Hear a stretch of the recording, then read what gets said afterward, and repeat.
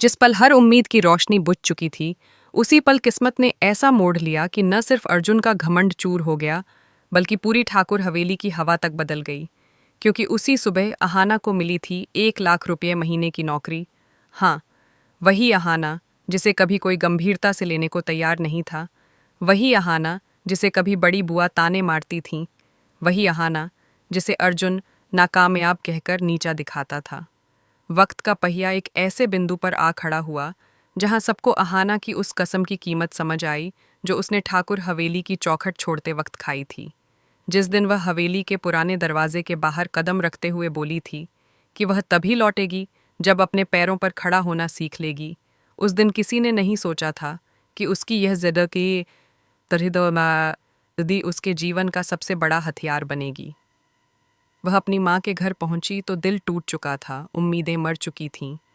और ऊपर से जब माँ ने ही कठोर शब्दों में कहा कि उसे अपने पति के घर लौट जाना चाहिए, तब अहाना के भीतर जो स्वाभिमान था वह घायल हो उठा।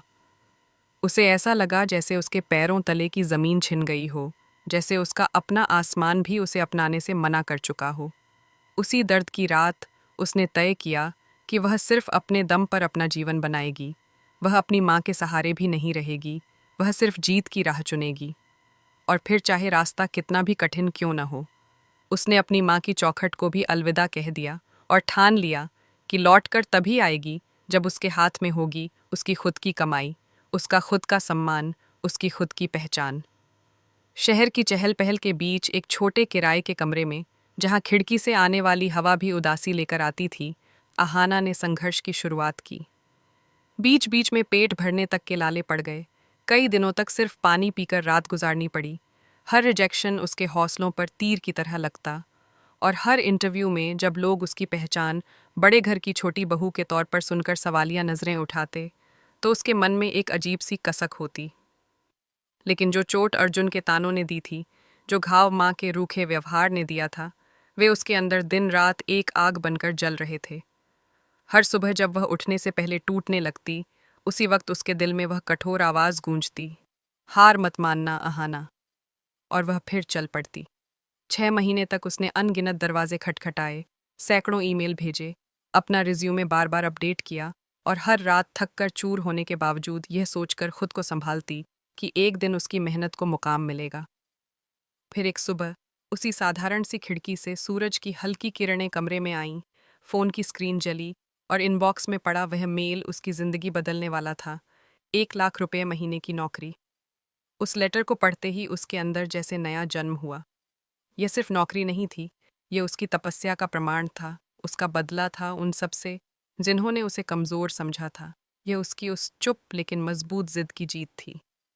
उसी पल उसने तय किया कि अब वह ठाकुर हवेली लौटेगी, लेकिन बहू बनकर नहीं, मजबूर बनकर नहीं, बल्कि एक सम्मानित और आत्मनिर्भर स्त्री बनकर। उसने चमचमाती काली सेडान किराए पर ली ताकि हवेली को भी समझ आए कि समय बदल चुका है। जब हवेली के भारी गेट के सामने गाड़ी रुकी तो नौकरों ने हड़बड़ी में दरवाजे खोले। अर्जुन और बड़ी बुआ चाय की चुस्कियों में खोए हुए थे कि तभी सेडान से उतरी अहाना को देखकर पूरा माहौल कुछ सेकंड के लिए थम गया। उसके चेहरे पर जीत की चमक नहीं थी, लेकिन जो शांत आत्मविश्वास था वह किसी तूफान से कम नहीं था। दुर्गा देवी, उसकी सास, पहले तो अवाक रह गईं। उनकी आंखों में सवाल भी थे, गर्व भी, थोड़ी हैरानी भी। अर्जुन, जो कभी अहाना की इच्छाओं, उसकी पढ़ाई, उसकी काबिलियत को ताने मारकर कुचलता था, आज उसके सामने खड़ा भी नहीं हो पा रहा था। उसकी नज़रें झुकी हुई थीं, उसका गला सूख चुका था, और उसके हाथ कांप रहे थे। अहाना के सामने उसका अहंकार पूरी तरह ढह चुका था।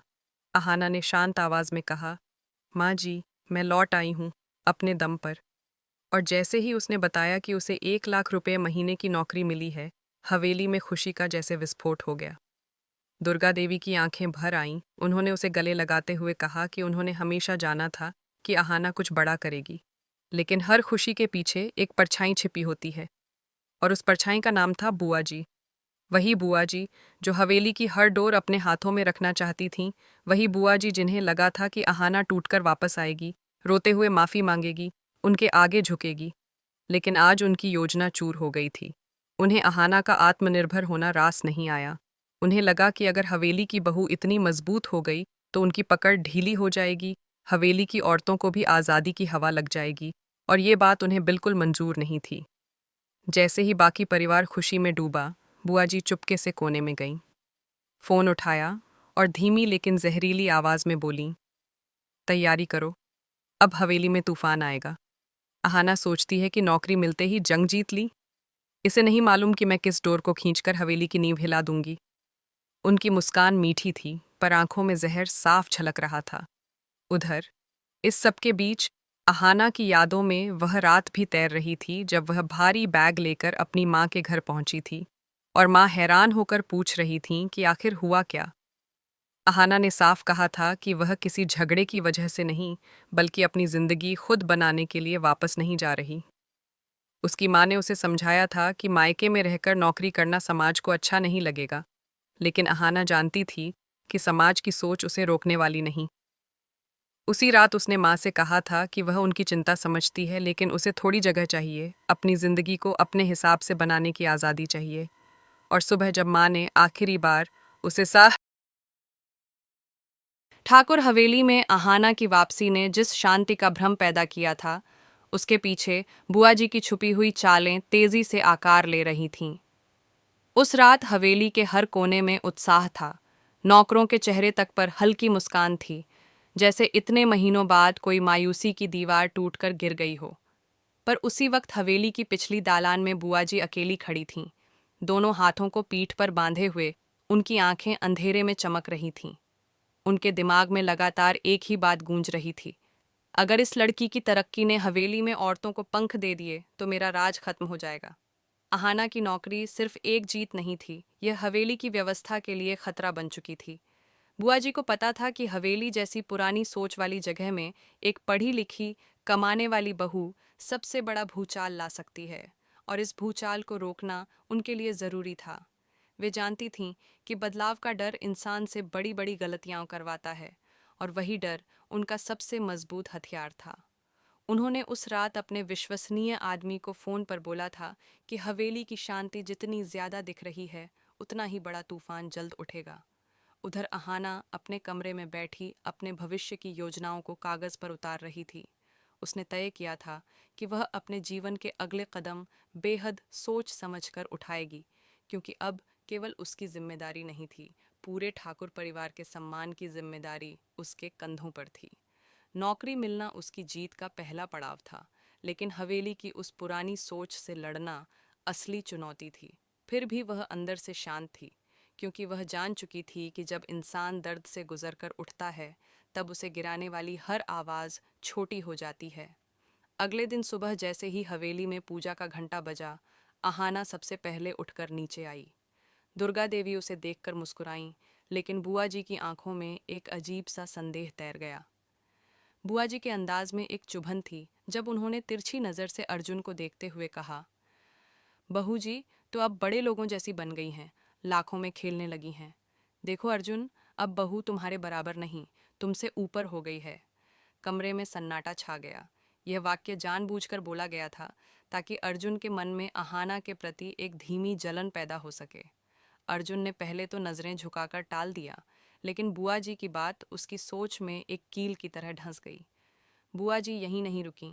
उन्होंने धीरे से दुर्गा देवी के पास जाकर कहा, दीदी, लड़की तो बहुत आगे बढ़ गई है, लेकिन ऐसे वक्त में बहुओं के कदम ज़मीन से ऊपर उठ जाते हैं। कहीं ऐसा ना हो कि यह नौकरी हवेली की मर्यादा के खिलाफ साबित हो जाए। दुर्गा देवी उनकी बात सुनकर कुछ पल के लिए सोच में पड़ गईं। वे जानती थीं कि बुआ जी अक्सर बातों को तोड़ मरोड़ कर पेश करती हैं, लेकिन हवेली की प्रतिष्ठा का सवाल हमेशा संवेदनशील रहा है। दूसरी तरफ अहाना को बुआ जी की नीयत का अंदाज़ा होने लगा था। वह समझ चुकी थी कि उसकी सबसे बड़ी लड़ाई बाहर की दुनिया से नहीं, बल्कि हवेली की अंदरूनी राजनीति से होगी। नौकरी ज्वाइन करने का पहला दिन नज़दीक था, और उसी सुबह उसने तय किया कि वह नौकरी पर जाने से पहले अपने सास ससुर के पैर छूकर उनकी आशीर्वाद लेगी। जब वह पहली बार फॉर्मल कपड़ों में तैयार होकर नीचे आई, तो हवेली की औरतें उसे देखकर दंग रह गईं। साधारण सी बहू लगने वाली अहाना जब सीधी, प्रोफेशनल, आत्मविश्वासी शक्ल में आई, तो उसे देखने वालों की आंखें कुछ पल को ठहर गईं। दुर्गा देवी की आंखों में गर्व था। अर्जुन ने पहली बार अहाना को बिना कोई ताना मारे, बिना कोई कटाक्ष किए देखा। शायद उसे एहसास हो रहा था कि वह अहाना को कभी समझ ही नहीं पाया। लेकिन बुआ जी का चेहरा सख्त हो गया। उन्होंने तुरंत कटाक्ष करते हुए कहा, कमाई की बहू एक दिन तो ऐसे जाएगी, पर देखना जल्द ही घर गृहस्थी संभालते हुए सांस फूल जाएगी। नौकरी करके बहू होना आसान नहीं। उनके शब्दों में नींद, चुभन और एक असफल कोशिश थी अहाना का आत्मविश्वास गिराने की। पर अहाना ने बिना पलटकर जवाब दिए धीरे से कहा, मैं दोनों जिम्मेदारियां संभालना जानती हूँ बुआ जी। ये सुनते ही बुआ